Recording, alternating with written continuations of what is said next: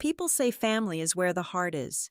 For 34 years, I was my family's invisible savings account, an endless machine cleaning up their messes. Now they want the only sanctuary I own, expecting my usual surrender. But you cannot corner a data analyst and expect her not to rewrite the script. Their moving truck has arrived, packed with careful lies. I have prepared a welcome they will never forget. Hello, everyone. Before today's story begins, we'd like to share a quick message. YouTube recently removed our monetization, cutting off our income. If you enjoy this story, we humbly ask for just $1 to help pay our staff so they can make a living and keep creating for you. Thank you for saving us. Now, let's begin the story. My name is Brooklyn Price. I am 34 years old, and for my entire adult life, my career has been defined by predicting the absolute worst possible outcomes. I work as a senior risk data analyst at Aegis Core Analytics, an incredibly intense private intelligence and consulting firm.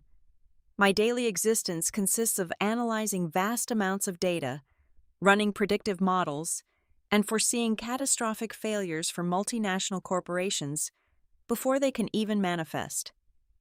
I calculate the odds of massive financial collapses, predict devastating supply chain disruptions, and identify severe security vulnerabilities. I am exceptionally skilled at looking at a complex system and knowing exactly where and when it is going to break. Yet, in a bitter twist of irony, I spent my entire existence completely blind to the catastrophic disaster unfolding within my own family. For over a decade, I operated as their invisible, endless safety net. Whenever my parents overspent their budget, or whenever my older brother Carter needed to be bailed out of another embarrassing and expensive failed get-rich-quick scheme, they immediately turned to me. I was grinding through 80 hours a week at the firm, burning my eyes out in front of multiple glowing monitors, sacrificing my youth, my physical health, my sleep, and any semblance of a personal life. All of that extreme effort was just to generate enough income to fund their unending, completely unreasonable financial demands. I truly believed I was being a devoted daughter. I thought love meant quietly setting yourself on fire just to keep your family warm. But the human body and the human mind can only endure so much relentless abuse.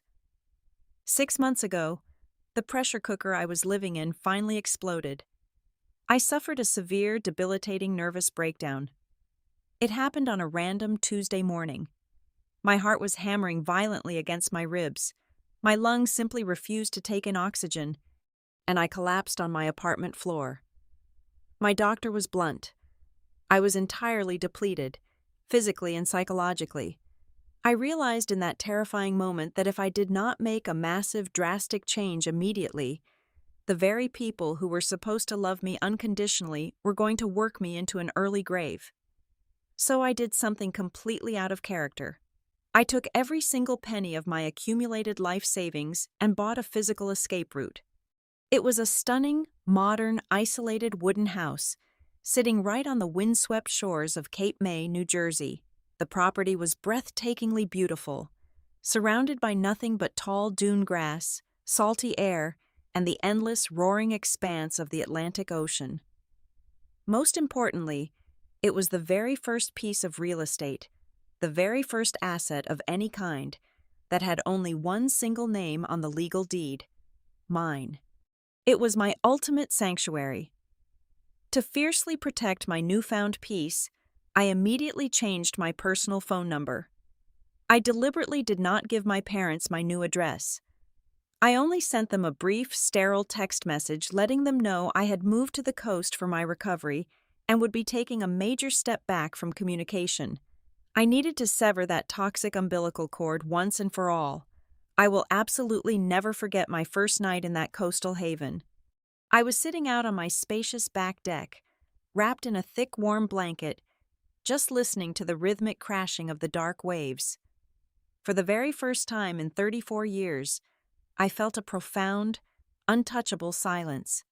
The crushing weight on my chest finally felt incredibly light. Then, the piercing, shrill ring of my new cell phone violently shattered the quiet. The caller identification displayed a local area code from Ohio. It was my mother, Margaret. I had given my new secure number to exactly one emergency contact at my firm, and somehow, Margaret had ruthlessly manipulated them into handing it over.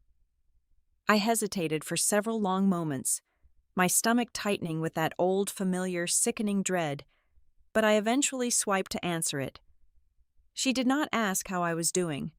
She did not ask a single question about my health, my recovery, or my beautiful new home. Her voice was as sharp, commanding, and entitled as it had always been.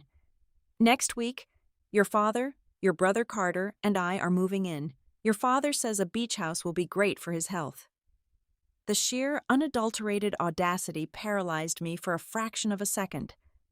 They lived hundreds of miles away in Ohio, firmly rooted in their own house. Now, she was simply declaring their unilateral intent to occupy my only safe haven. I swallowed hard, finding my voice while gripping the cold wooden railing of the deck. No, Mom, you are not moving in. This is my home, and I need my own space. I fully expected an explosive outburst of anger, but Margaret utilized her favorite, most effective weapon instead. She weaponized familial guilt with the cold precision of a veteran surgeon. She let out a dramatic, long-suffering sigh that echoed through the receiver. Brooklyn, after absolutely everything we have done to raise you, this is how you repay us? We are your family. Your brother is going through a very hard time right now, and your father is fragile. If you do not like it, you can find somewhere else to stay. Family has to take care of each other. She paused, waiting in the silence for my usual, predictable reaction. She waited for me to start crying, to profusely apologize, to frantically scramble for a compromise, to offer to pay for a luxury hotel for them, or to just surrender my home entirely like I had surrendered every other aspect of my life. But standing there in the biting, cold ocean breeze, something fundamental and structural inside me violently snapped. The terrified, people-pleasing, obedient daughter I had been for 34 years shattered into a million unrecoverable pieces. In her place, the senior risk data analyst took complete control. I looked out at the pitch-black water and felt an absolute freezing calm wash through my veins. I did not argue. I did not shed a single tear of frustration. "I see," I replied softly, my voice completely smooth and devoid of any human emotion. Without waiting for another word of her manipulation, I calmly moved the phone away from my ear and hung up. I stood out there in the dark for a long time, feeling the heavy, toxic fog finally lifting from my brain. If my family wanted to play a dangerous game of forced occupation, they were about to learn a very painful, irreversible lesson. I turned around, walked steadily back into my fortress, opened my secure laptop, and began planning the exact welcome they truly deserved. My fingers flew across the backlit keyboard. Margaret was calculating and ruthless, but she was also completely technologically illiterate. People like her always leave a massive, messy digital footprint. Sitting in the dim light of my new living room, I bypassed standard search engines and logged directly into the county property appraiser databases for their residential district in Ohio. I cross-referenced the municipal tax records with state registry files. It took me less than 4 minutes of running an automated scraping script to find the smoking gun. The warranty deed to my childhood home had been legally transferred. They had not just refinanced the mortgage, they had sold the property entirely. The transaction had officially closed exactly 3 weeks ago. The recorded sale price was $850,000, and the settlement data indicated the funds had been fully disbursed. Yet, I clearly recalled reading a public social media post from my aunt just 2 days ago, detailing a conversation where Margaret was weeping about severe financial hardships and struggling to afford basic utilities. They had secretly liquidated their largest, most valuable asset while simultaneously playing the desperate victims to our entire extended family. Why would a couple in their late 60s abruptly sell a completely paid-off home and feign sudden poverty? The answer to any catastrophic anomaly in my family always pointed to one specific variable: my brother. Carter was 37 years old and the undisputed golden boy of the Price family. He was the supposed brilliant tech entrepreneur whose imaginary corporate successes my mother constantly bragged about at every Thanksgiving dinner and family reunion. I opened a new secure terminal and ran a comprehensive background check on him, utilizing the firm's deep web scrubbing tools and public litigation databases. The results populated my high-resolution screen like a cascading avalanche of glaring red flags. Carter had no successful tech startup. His corporate limited liability registration had been formally suspended by the State Treasury Board for failure to pay corporate taxes for 3 consecutive years. Instead of building software, he was neck-deep in a fraudulent cryptocurrency exchange scheme. Federal district court dockets revealed he was currently facing a massive civil lawsuit from dozens of defrauded investors, who were aggressively demanding immediate financial restitution. He was drowning in exorbitant legal fees, his assets were frozen, and he was staring down the barrel of imminent personal bankruptcy and potential federal wire fraud charges. I meticulously matched the dates of Carter's most pressing court-mandated payment deadlines with the exact timeline of my parents' real estate closing. The 2 columns of data aligned perfectly down to the very day. I utilized a legal loophole in commercial financial filings to trace a massive lien release associated with his primary corporate account. It painted a painfully clear, irrefutable picture. Every single penny from the $850,000 home sale had bypassed my parents' retirement savings accounts entirely. Margaret had wired 100% of the liquid capital directly to Carter's defense attorneys and his angriest creditors just to keep her precious, golden son out of a federal penitentiary. The sheer cruelty of their master plan washed over me, cold and heavy as lead. They had not spontaneously decided that sea air would be beneficial for my father's health. They were completely and utterly homeless. They had willingly bankrupted themselves, sacrificing their only shelter to shield Carter from the devastating consequences of his own criminal greed. And now, possessing absolutely nothing to their names, they were coming to forcefully occupy my sanctuary. They intended to march into my Cape May home, install Carter in the largest guest room facing the ocean, and casually transform me into the permanent financial host for their 3-person parasitic existence. They arrogantly assumed I would just roll over, absorb their colossal failures, and accept my fate as their perpetual safety net. I closed the public records tabs and opened a blank, encrypted strategic document. I did not feel a single ounce of sorrow. I felt a dangerous, razor-sharp clarity radiating through my mind. A simple eviction notice or a routine call to the local police department would not be nearly enough to stop them. Margaret thrived on playing the persecuted martyr. If I simply locked the front doors, she would spin a tragic, tear-soaked narrative to our entire extended family, aggressively painting me as the cruel, heartless daughter who abandoned her sick father and desperate brother on the streets. I needed something far more devastating than a standard legal boundary. I needed total, undeniable annihilation of her carefully crafted public facade. I needed to expose her lies so publicly and so brutally that she would never dare speak my name or demand a single dime from me ever again. I began mapping out a strategic operational flowchart, detailing every piece of evidence I had just compiled. The objective was no longer just defending my physical property. The objective was absolute psychological warfare. If she wanted to put on a theatrical show about the importance of family loyalty, I was going to provide her with an audience she would never forget. I unlocked my smartphone and navigated to the massive extended family group chat. It was a digital space where my occasional holiday greetings were traditionally met with absolute silence or a generic thumbs-up reaction. Tonight, however, my name was the main event. Scrolling through the unread messages, I marveled at the sheer audacity of my mother's fabricated narrative. Margaret had spun an absolute masterpiece of fiction. Brooklyn practically begged us to pack our bags and come stay with her, read one of her lengthy messages, followed by several crying emojis.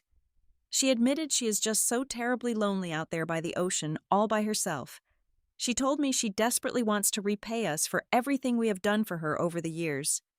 The responses from my relatives were nauseatingly predictable. Aunt Clara, the undisputed gossip queen of our bloodline, had replied with a flurry of heart icons. "What a deeply devoted daughter you raised, Margaret. Most kids these days abandon their parents the second they get a decent paycheck. Other families should really take notes." My younger cousin Olivia chimed in right after. "So sweet of her. I bet she is completely lost without you guys." In the past, reading those blatant lies would have sent me into a frantic spiral of anxiety. I would have drafted a dozen defensive paragraphs, desperately trying to correct the record, only to delete them and swallow my frustration to keep the peace. Not tonight. I did not type a single word of correction into that chat. Instead, I bypassed the digital text entirely and dialed Aunt Clara's number directly. She answered on the second ring, her voice dripping with artificial sweetness. "Brooklyn, honey, we were just talking about your wonderful gesture." I infused my voice with the warmest, most welcoming tone I could possibly muster. "Aunt Clara, I am just so incredibly excited. In fact, I am organizing a small, intimate housewarming party to coincide perfectly with the exact day my parents arrive. I would absolutely love for you and Olivia to drive down and be there. I really want you both present to witness this beautiful family reunion." Aunt Clara practically squealed into the receiver. "Oh, we would not miss it for the world, darling. We will be there bright and early." With the audience officially secured, I spent the next 3 days transforming my tranquil beach house into a technologically impenetrable fortress. My background in corporate risk assessment made this part almost effortless. I hired a private contractor to rip out the standard deadbolts and replace them with biometric fingerprint locks on every single exterior door and sensitive interior room. I strategically positioned high-definition, motion-activated cameras in the entryway, the living room, and the front driveway. The crown jewel of my preparations, however, was installed right in the center of the spacious main living area. I purchased a top-of-the-line, motorized, high-definition projector and mounted it flush against the high ceiling. It was hardwired directly into a concealed, encrypted local server tucked away in my locked office. The screen was rigged to drop automatically at the push of a single button from my secure tablet. Once the hardware was fully operational and tested, I made one final crucial phone call. I contacted the non-emergency dispatch line for the local Cape May Police Department. I calmly explained to the desk sergeant that I was a new resident who had recently fled a highly abusive family dynamic. I formally requested to place a preemptive incident report on file regarding a potential domestic disturbance. I provided them with the basic profile of the moving truck my parents typically rented, noting that estranged, uninvited individuals might attempt to forcefully trespass on my property later that week. The dispatcher assured me that patrol units in the sector would be placed on high alert for my address. On the final night before the scheduled invasion, I poured myself a generous glass of expensive vintage red wine. I walked out onto the wooden deck, settling into my favorite Adirondack chair. The ocean breeze was crisp and salty, the rhythmic sound of the crashing waves providing a perfect, steady soundtrack to my thoughts. I took a slow sip of the dark wine and allowed a genuine, relaxed smile to spread across my face. Every single pawn had been successfully maneuvered into the correct position.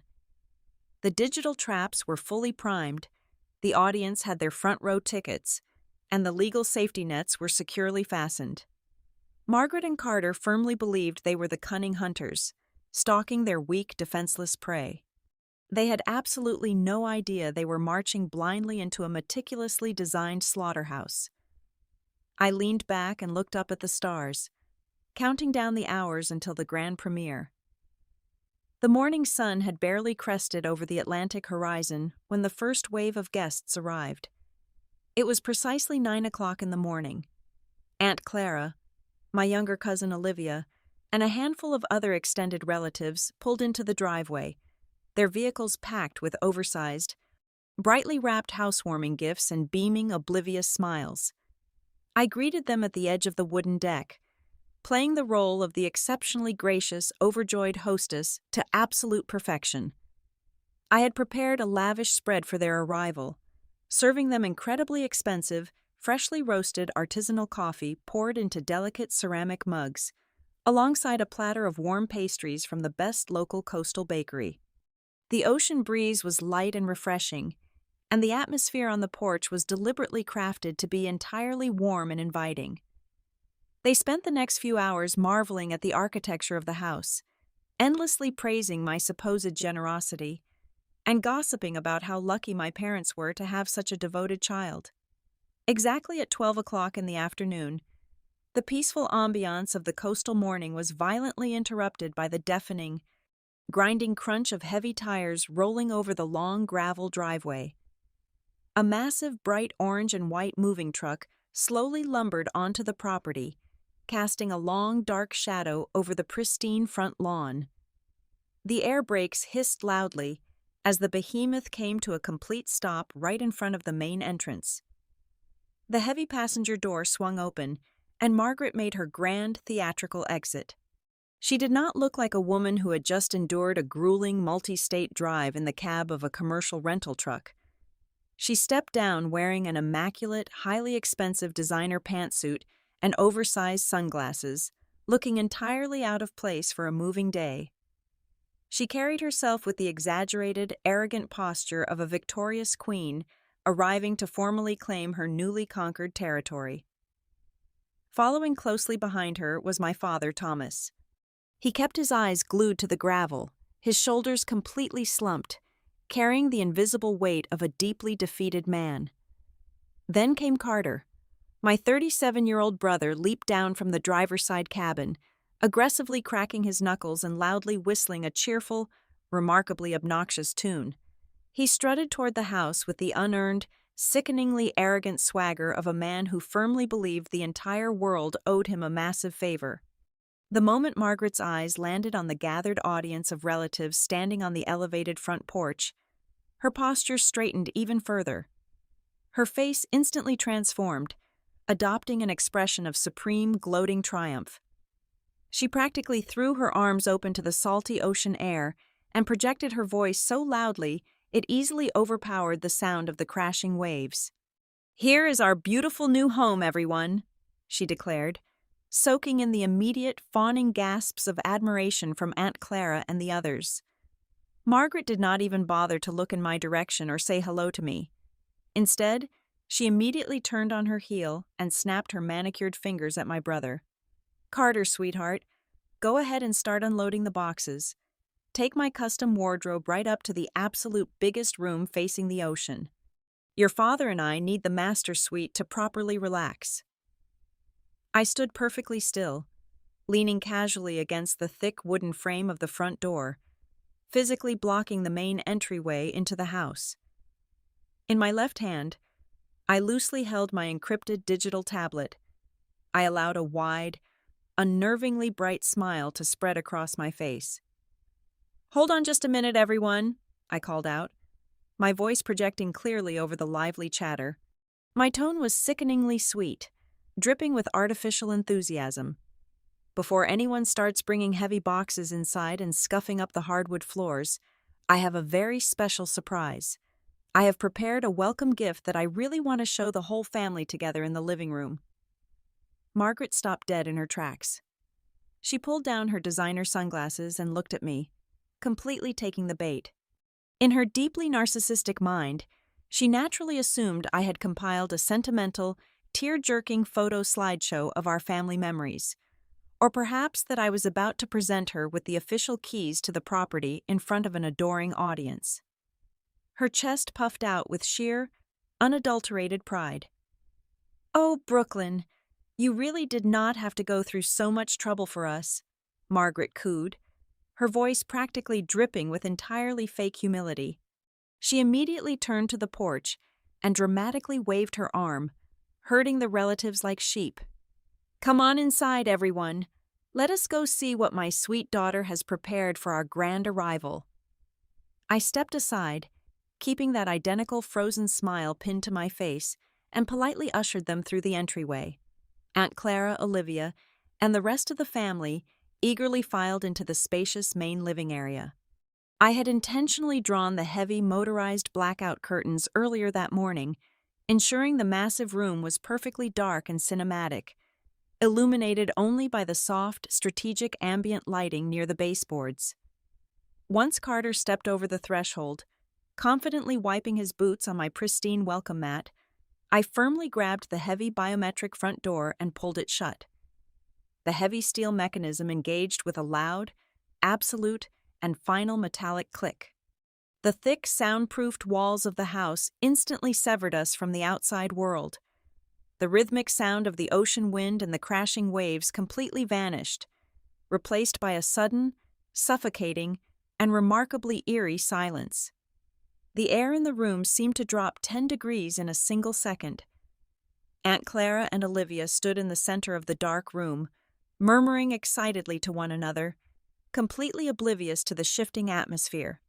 Margaret stood right at the front, her hands clasped eagerly beneath her chin, waiting to be worshipped. But as Carter turned around and finally looked directly at my face, the obnoxious whistling abruptly died in his throat.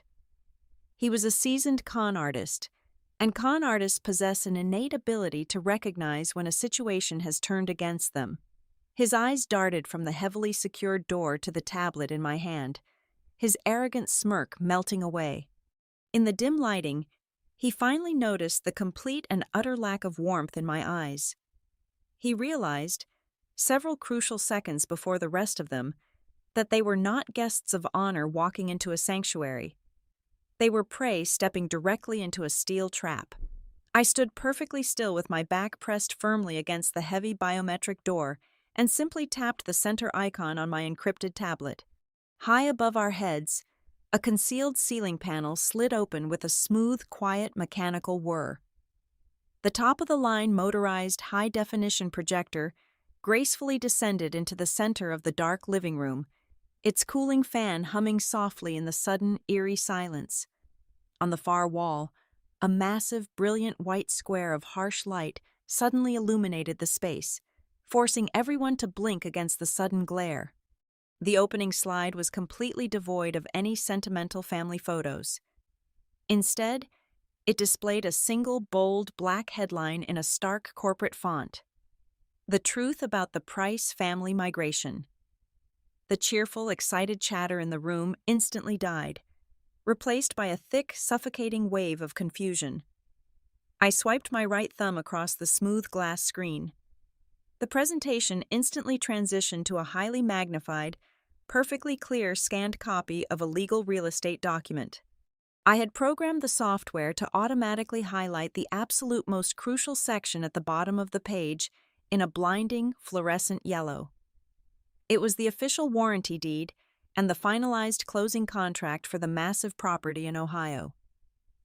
Right there on the massive projection, entirely undeniable and legally binding, were the unmistakable, flowing cursive signatures of Thomas and Margaret Price.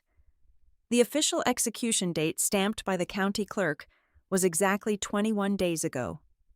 Aunt Clara squinted at the massive wall, her brow furrowing deeply. The realization hit her like a physical blow. She turned her head slowly, her eyes widening in absolute genuine shock. "Margaret, you actually sold the house? Just last week, you sat at my kitchen table, crying your eyes out over a cup of tea, and you explicitly told me the bank had kindly granted you a temporary mortgage forbearance due to sudden medical expenses." Margaret opened her mouth, her eyes darting frantically around the dark room as her brain scrambled to construct a believable, sympathetic lie. But I did not give her a single second to form a coherent sentence. I controlled the narrative now. I swiped the tablet again with a sharp, decisive flick of my wrist. The warranty deed disappeared, instantly replaced by a massive, deeply detailed financial flowchart. I had carefully redacted all sensitive banking routing numbers and personal account digits, But the massive, bold blocks of transferred funds and the destination names were glaringly, painfully obvious. The chart visually tracked the exact, undeniable disbursement of the $850,000 from the Ohio property sale. A thick, bright red arrow traced the path of the money. It showed exactly 100% of that massive liquid capital bypassing my parents' joint retirement accounts entirely. The red arrow pointed directly into a commercial checking account registered to an extremely shady limited liability corporation solely owned by Carter.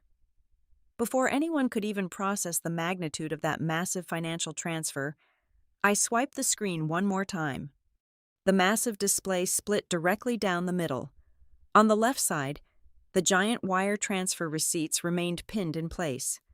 On the right side, high-resolution, unredacted copies of federal court subpoenas and civil litigation dockets materialized. They clearly, boldly named Carter Price as the primary defendant and the sole orchestrator of a massive, multi-million-dollar cryptocurrency fraud scheme. The legal documents detailed devastating allegations of wire fraud, investor manipulation, and massive, unpaid legal debts. The remaining color completely drained from Margaret's face, leaving her looking physically ill. The majestic, victorious queen who had confidently marched up my driveway just 5 minutes ago completely evaporated. She was instantly replaced by a frantic, hyperventilating woman whose entire carefully constructed fake reality was rapidly burning to the ground right in front of her most prized audience. "Turn that off!" Margaret suddenly shrieked, her voice cracking in pure, unadulterated panic. She threw her hands up, trying in vain to physically block the blinding light of the projector. "Turn it off right now, you ungrateful, malicious little brat! How dare you invade our privacy and show these horrible lies to our family?" Carter's arrogant, whistling demeanor completely vanished. His face contorted into a mask of sheer, violently defensive rage. The smooth-talking con artist was suddenly trapped in a corner. "Give me that tablet, you crazy bitch!" he snarled viciously. He dropped the small cardboard box he was holding and took 2 aggressive, heavy steps directly toward me, his fists tightly clenched at his sides. I did not flinch. I did not step back. I stood my ground, staring him dead in the eyes, and let my voice ring out with absolute, icy, unyielding authority. "Take one more step toward me, Carter," and I pressed the emergency panic button permanently displayed on this screen. Every single camera inside and outside this house is currently active, recording both high-definition audio and video, and streaming directly to a secure, encrypted off-site server. Furthermore, the local Cape May Police Dispatch is already fully aware of a potential domestic disturbance at this exact address today. If you even attempt to touch me, you will be leaving my property in the back of a squad car, which will absolutely guarantee the total destruction of your pending federal fraud defense. Carter froze mid-step. His jaw clenched so incredibly hard, I genuinely thought his teeth might shatter under the pressure. He glared at me with pure, unfiltered hatred, but he slowly, reluctantly, lowered his hands and backed away. Like any seasoned parasite, he knew exactly when a host was too dangerous to attack. Margaret was openly sobbing now, desperately looking toward Aunt Clara and Olivia for any shred of sympathy, but the relatives were staring up at the damning screen in completely horrified silence. "You are not here because I invited you," I declared, my voice echoing powerfully off the high wooden ceilings, completely crushing my mother's pathetic, manipulative weeping. I projected my words with the practiced, merciless precision of a seasoned corporate prosecutor delivering a final, undeniable closing argument. You did not pack up a giant rental truck and drive hundreds of miles because you missed your terribly lonely daughter. You are here because you completely bankrupted yourselves to save your precious golden son from a federal penitentiary. I pointed a firm, unwavering finger directly at Margaret, surgically stripping away her final, desperate shred of dignity. You willingly made yourselves totally homeless, and you arrogant, entitled parasites fully intended to use my house, my personal sanctuary, as a permanent free hotel. You plan to use my hard-earned money and my property as a physical cover to hide your sheer, monumental stupidity from our entire family. The naked, undeniable truth hung incredibly heavy in the freezing, artificial air of the living room.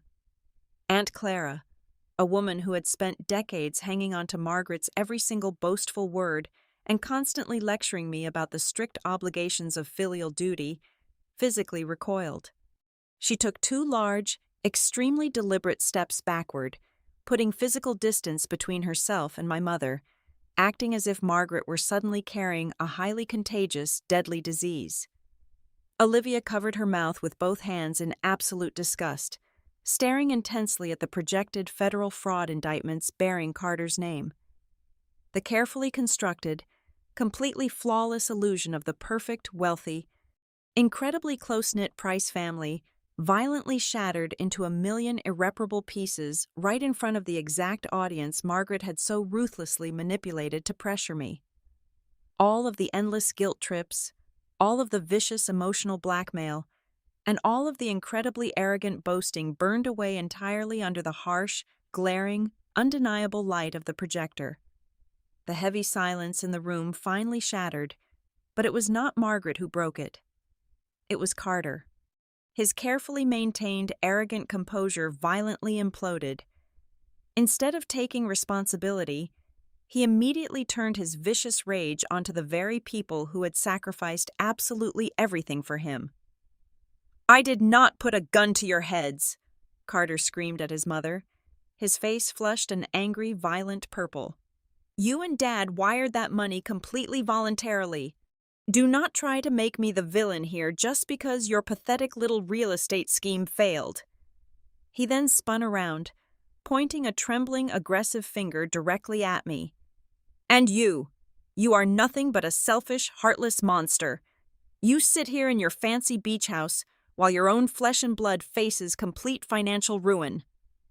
Before I could even verbally respond to his pathetic outburst, a loud, ragged sob suddenly echoed through the dark room. My father, Thomas, a man who had spent his entire adult life acting as Margaret's silent, complicit shadow, suddenly collapsed onto the edge of my expensive living room sofa. He buried his wrinkled face in his rough hands and began weeping uncontrollably. "It is all true," Thomas choked out between heavy, gasping sobs. He looked up at me, his tired eyes red and completely brimming with desperate tears. "Brooklyn, please. I am so terribly sorry. We were so terrified of Carter going to federal prison. We have absolutely $0 left to our names. Our bank accounts are completely empty. Please, just let us stay for 1 month. We literally have nowhere else to go." Aunt Clara and Olivia stood frozen against the far wall, their eyes darting rapidly back and forth between my sobbing father and my completely stoic face.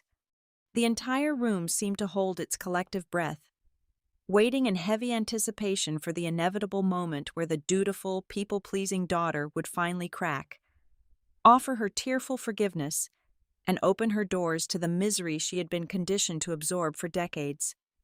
I looked directly down at my weeping father, feeling absolutely nothing but a profound, hollow pity.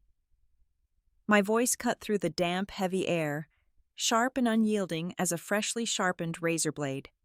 "The sheer toxic selfishness of this family ends right here, right now, on this exact doorstep," I stated firmly, ensuring every single syllable resonated with absolute chilling finality. "I am not Carter's backup plan. I am not the permanent collateral damage for your terrible parenting decisions. You made your choice the second you signed that warranty deed." I reached into the front pocket of my tailored trousers and pulled out a single, neatly folded sheet of standard white printer paper. I extended my arm and dropped the paper directly into my father's trembling lap. "What is this?" Thomas whispered, staring blankly down at the typed text. "That is the exact address for a highly rated, very cheap roadside motel located exactly 100 miles inland from this coast," I explained, my tone entirely devoid of any human warmth. "I prepaid the front desk for exactly 7 nights in a single room. That printed confirmation sheet is my absolute final act of pity toward this family. After 7 days, you are entirely on your own. Now, I want all 3 of you out of my house immediately." Margaret let out a horrific, high-pitched wail of pure despair.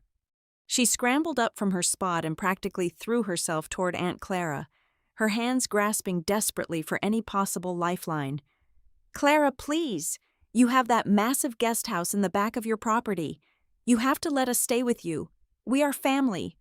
Aunt Clara physically shoved Margaret's hands away, her face contorting with absolute, unfiltered disgust. "Do not even think about touching me, Margaret," Clara spat venomously.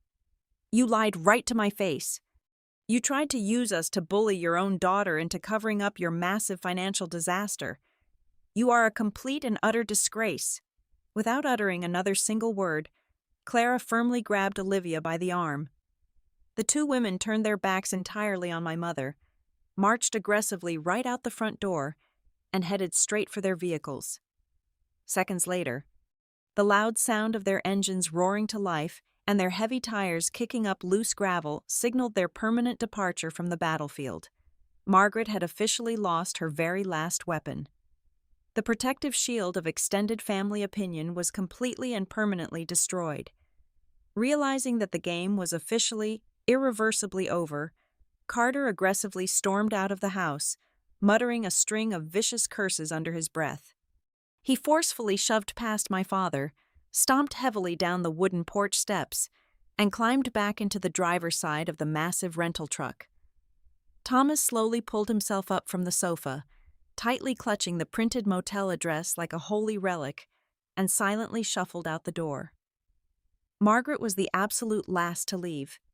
She stood in the center of the living room, her expensive designer suit looking absurdly out of place, staring at me with hollow, completely defeated eyes.